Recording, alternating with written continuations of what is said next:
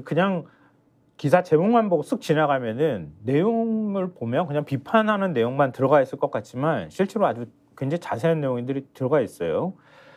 성태우 대통령 정책실장이 이뤄진 날 라이브에 출연해서 상속세 전면 개편론에 가까운 구상을 내놓은 건 이례적이다. 그가 언급한 최고세율 30% 안팎으로 인한 자본 이득세 전환 등은 지난 10여 년간 학계와 정부 일각에서만 거론된 방안이다. 이렇게 한겨레 신문이 전하고 있고요. 이어서 그러니까 토론 대상에 머물러 온 구상을 성 실장이 공론장으로 끌어올렸다는 뜻이다. 불과 5달 전만 해도 국민적 합의가 필요하다며 상속세 관련 정책을 따로 준비하지 않고 있다. 또 그렇게 성 실장이 얘기를 했고 이렇게 신중론을 보였던 것과 크게 대비가 된다. 그리고 최상목 기재부 장관도 합리적 방안을 위해 노력할 것이다. 사회적 공감대가 중요하다.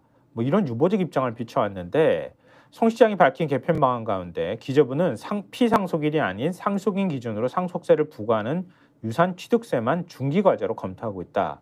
이렇게 얘기를 하고 있습니다. 물론 상속세 손질이 필요성이 전혀 없는 것은 아니다. 이렇게 한겨레 신문도 얘기하고 있는데요. 왜냐하면 상속세 과세 대상 금액에서 빼주는 일괄공제액 5억 원은 1997년 이후 한 차례도 조정되지가 않았다고 합니다.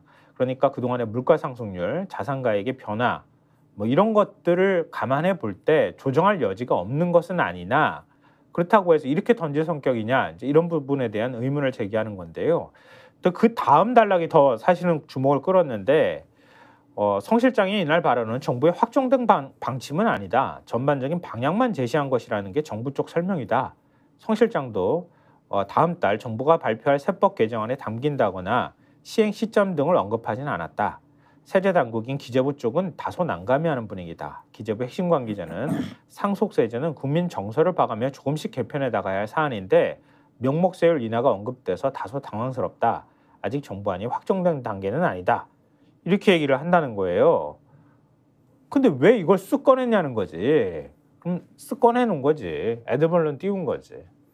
특히 상속세 같은 경우에 뒤에 뭐 종부세나 이런 거 말씀하시겠지만 상속세 같은 경우에는 그러니까 실효세율이 얼마냐가 중요한 거고 최고세율이 얼마냐보다는 맞아요. 그 최고세율에 도달할 만큼 상속세 내는 사람이 얼마나 있겠습니까, 사실. 그리고 그 최고세율에 더해가지고 예를 들면은 지금 이제 우리가 흔히 이제 이해하는 경영권까지 세습할 경우에 이제 할증이 붙는 거지 않습니까? 네. 그러니까 쉽게 생각하면 재벌이 자기 경영권을 2세한테 그냥 세습을 해줄 경우에 그럴 경우에 이제 50%가 넘는 거의 뭐 60%에 가까운 그러한 이제 상속세율이 적용된다 이렇게 이해하면 되는 것이고 그러니까 주식으로 물려줄 경우에 할증이 되니까 그렇죠. 60%로 그렇죠. 나머지 예를 들면은 흔히 이런 얘기할 때 언론 보수 언론에서 많이 예를 드는 중소기업인데 그거를 아들에게 물려줘야 되는데 이게 어려워서 가업 승계 문제 그렇죠. 이런 거. 이게 어려서 결국은 이제 팔려고 해도 팔리지 않아서 결국은 뭐 펀드나 이런데 사모펀드나 이런데 팔게 된다 뭐 등등의 이런 거는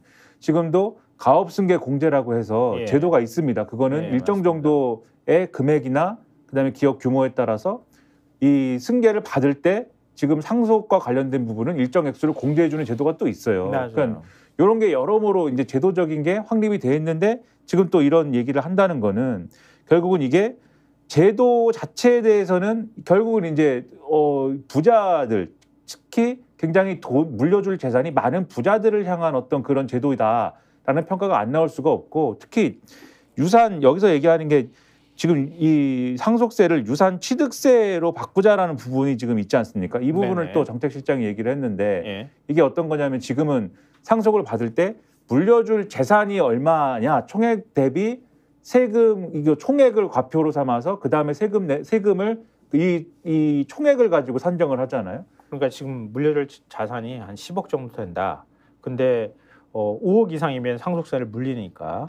근데 한 사람한테 그 상속을 해주든 여러 사람한테 나눠서 상속을 해주든 상속세는 전체 총액을 기준으로 해서 상속세를 매겨버린다는 거 아니에요? 그렇죠. 그래서 그 총액 세금 나온 걸 가지고 뭐 나눠 갖는 사람들이 나눠 내든지 말든지 뭐 이런 체제인데 유산 취득세라는 거는 물려받을 재산을 나눠 갖는 걸로 일단 분할을 한 다음에 그러니까 5명이 나눠서 만약에 받는다고 치면 10억 원인데 2억 원씩 받게 되면 상속세율 기본 기준이 5억 원이니까 2억 원 받는 건 아예 상속세를 안 내도 된다. 이렇게 된다는 거잖아요. 그렇죠. 그렇게 하는 게 합리적이지 않냐 이런 건데 특히 근데 이런 데서 어디가 걸리냐면 아까 말씀드린 이게 뭐 일부 중산층이나 이런 데서 이런 부분에 신경 쓸 수도 있겠지만 상대적으로 이런 부분의 상속세율은 실제로 따져보면은 그렇게 뭐 지금 얘기하는 막 50%씩 걸리는 데가 아니지 않습니까? 그러니까 지금 한겨레 신문에서도 기사에 전하는 것처럼 2022년 기준 상속세 과세 대상자가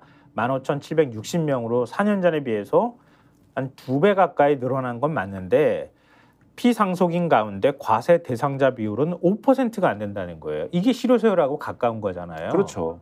그러니까 상속 대상자한테 이 정도까지 상속을 그러니까 세금을 낼 수 있는 대상은 이만큼 되지만 실제로 내는 사람은 5% 정도밖에 안 된다는 거잖아요. 그렇죠. 뒤집어 얘기하면 상속세를 유산 취득세로 바꾸는 것도 만약에 적용했을 경우에 그렇게 제도를 바꿨을 경우에 굉장히 수혜를 보는 대상들은 누구냐. 물려줄 재산이 엄청나게 많은 사람의 경우에 그걸 그렇게 기준을 바꾸면 상속세를 원래는 엄청나게 많이 내야 되는 게 확 줄어들 수 있는 그런 계기가 또 될 수 있는 거지 않습니까? 그러니까 이런 부분에 대해서 아직 상속 안 받아봤죠.